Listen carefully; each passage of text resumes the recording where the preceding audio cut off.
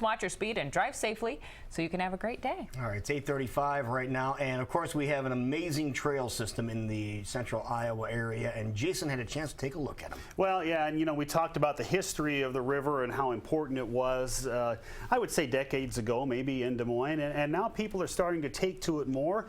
Folks are talking about maybe developing a new river trail system in central Iowa, and here again is John Wenk to talk about that. First of all, what is a water trail? So yeah, that's a good question, Jason. And a water trail is basically a linear path from point A to point B. There could be several accesses in between, but it allows folks to actually recreate on the river. Part of a water trail is having a well-marked a brochure that has some interpretive information on it, showing you where the accesses are, a map showing you where the accesses are.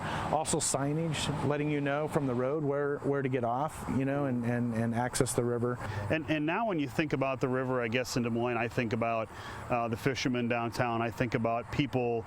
There seems to be a resurgence in kayaking and canoeing around central Iowa. Yeah, absolutely. Paddle sports has grown significantly in the past 10 years, and kayaking still, as a recreational kayaking, still continues to increase in popularity. But fishing has been around forever, and people have been fishing the rivers for many, many, many years. Maybe in the beginning for sustenance, but now as a sport.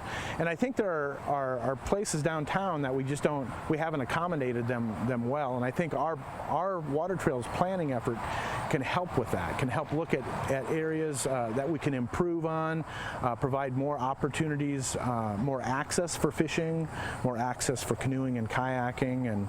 And we learned from a survey that was done by the Center for Agriculture and Rural Development, that fishing is the most popular activity on rivers in the state. So that's good to know.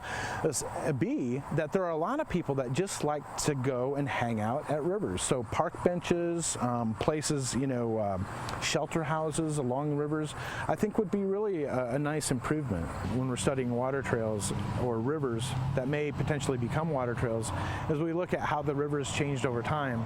And I can say that within Polk County, with the exception of Saylorville Reservoir, the river channel hasn't changed much. So when you're on the river, you're actually on the river as it appeared prior to settlement here in the city. So there's some kind of an inspirational thing that I take away from that. When you're on the river, even not very far from the city, you're in a very natural setting. When you look at Des Moines and you look at the future of water trails here, is there a city that you want to model yourself after or anything like that? There are a lot of cities that have done a really good job of reinventing their downtown area.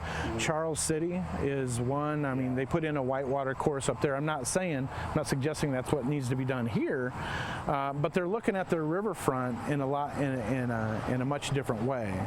They're looking at on-water recreation opportunities. So yeah, I think Charles City, Manchester, Waterloo, now I understand wants a whitewater park. We're not saying that we're just doing this to build a whitewater park. We're looking at what options there are. That could be an option, but there are several options. John, it sounds like some important and exciting plans are ahead for the river and the city, and we look forward to hearing what you guys come up with. All right, thanks a lot, Jason. I appreciate this opportunity. You bet. Nightfall on the River, coincidentally, is tonight. Travis Marvin will be on our Great Day soundstage next as Great Day continues.